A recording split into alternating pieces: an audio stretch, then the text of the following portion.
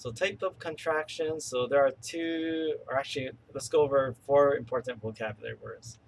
So isotonic is force generated by changing the length of a muscle, and there are two types of isotonic contractions. So there's concentric, where the muscles shorten, and there's eccentric, where the muscles lengthen. So this is some force, it involves some force being generated. But is it getting shorter? That's concentric. If it's getting longer, it's eccentric. But isotonic means some change of length. It can be either shortening or lengthening. Now, what we have here is isometric. So isometric is not the opposite of concentric. It's not the opposite of eccentric. It's the opposite of isotonic. So isotonic refers to any change in length. Isometric means that you maintain the length of a muscle. And somebody will be like, huh?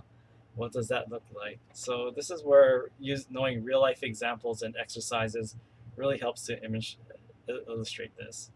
Now, this is the martini version. And I'm like, okay, we have these weights, we have a platform, and I'm like, okay, so how the heck does this work? And the thing is that I think historically what they used to do is, like, in some of the physiology labs maybe a few decades ago, they used to get these poor animals like frogs, take out their muscles, put weights on them, and measure all of this stuff and force. And I'm like, oh, that's kind of sad. But I'm like, I really don't get this. I mean, muscles attached to, like, muscles in space attached to weights and levers and all these platforms, and like, oh, miss me with that stuff. I don't get it. But I think OpenStax wins this one. So again, this is what happens. So it's using actual physical exercise versions. And what we notice here, so we do have a change in length when you're doing a dumbbell curl. So the bicep is changing in length, is shortening. Whereas if you're doing the opposite movement, so you're not just like letting it go slack completely, you're actually trying to kind of still maintain some sort of tension and force and contraction in that muscle, but you're allowing the overall muscle to elongate. This is an eccentric movement. But if you're just holding it in place without changing the length, this is isometric. So these are both types of isotonic contractions, but this is an isometric because it's not changing at all. All right, so concentric contraction, again, simple exercise like they're showing in the OpenStax version. Simple dumbbell curl. What that happens, he has his biceps brachii right here, and it's shortened in length, and that's also why he's getting that peak. So that overall length of the muscle shortened, but that also brought the volume out this way. Now eccentric, so what's an example of eccentric contraction? So you're done, say the gyms are open and you did a bench press, but are you just going to let the bar crash on your chest?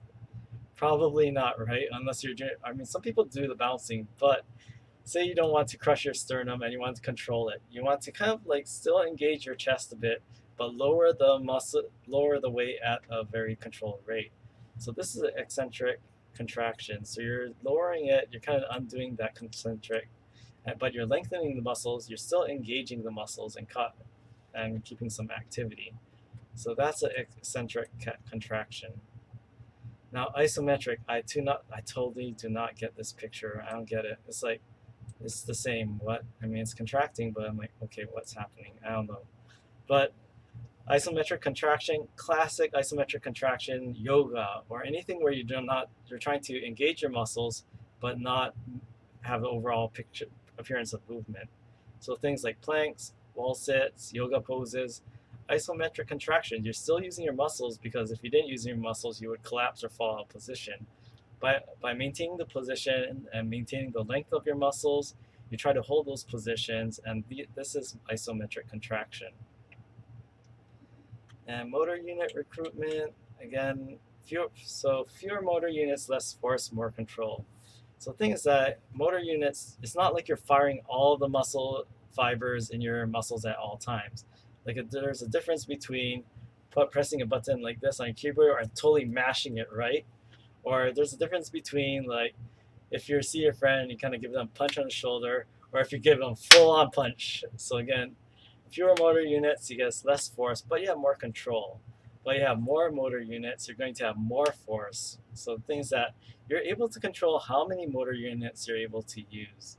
So again, you have more motor units engaged recruitment, more force, less motor units, less force, but you also have more control as well. So I mean, so here's the rock. So would you rather the rock hug you like this, or have the rock hug you like this? Well, again, he's using way more motor units here. So if you want the really strong hug, you want the more motor units. But there's a difference between using that same movement with fewer motor units versus a lot of motor units like that. So again, more muscle fibers, more motor units being fired off, more force.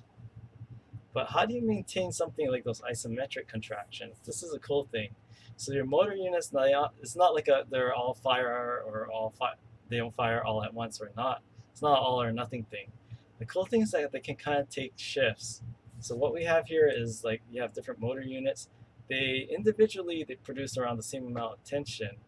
But what happens is that you have one motor unit on shift and then takes a break. Then the next motor unit comes in and takes a break. So you can actually have motor units kind of cycling and kind of, this is one way you can maintain tension during isometric contraction, is that these motor units can actually cycle, take breaks, and then contract, take breaks, contract, and do all this stuff in to kind of maintain constant tension. Now, do I want you to know about TREP and summation? We usually don't have time for that, so that's kind of like FYI, especially if you're going to like physical therapy or kinesiology.